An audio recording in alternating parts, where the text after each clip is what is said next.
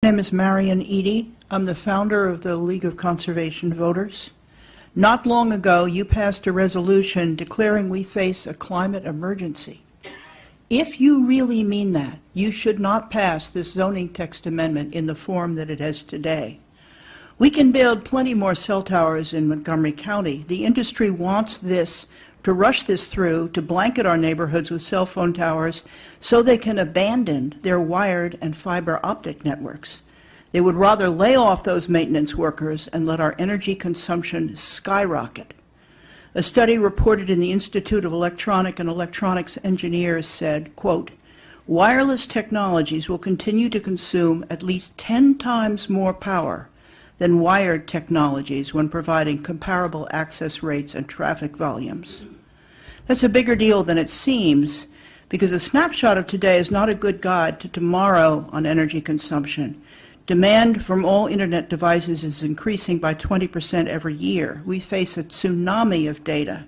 Internet of Things, robots, surveillance, driving cars, live streaming videos, and ever more trivial applications offered by an industry eager to create new products and market. A study by Swedish energy expert Anders André concluded the communications technology could consume about 20% of all electricity by 2025 and be responsible for 14% of global greenhouse gas emissions by 2040. We owe it to the climate to make data transmission as efficient as we possibly can.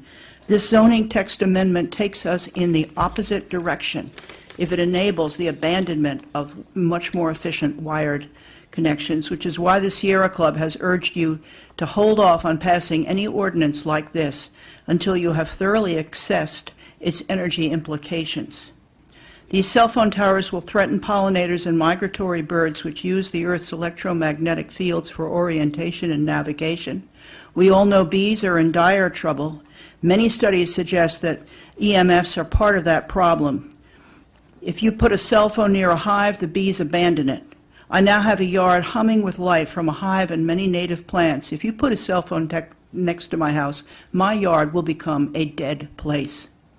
I know you're afraid of federal preemption, but that is not an excuse to roll over and play dead. The feds can preempt a moratorium, but we are only asking for reasonable zoning requirements and for you to work with us to reduce our risk. If you get sued, at least we will know you tried, and you can buy us valuable time. If you roll over and play dead, that tells us you are not really working for us, the citizens. You're working for the telecom industry.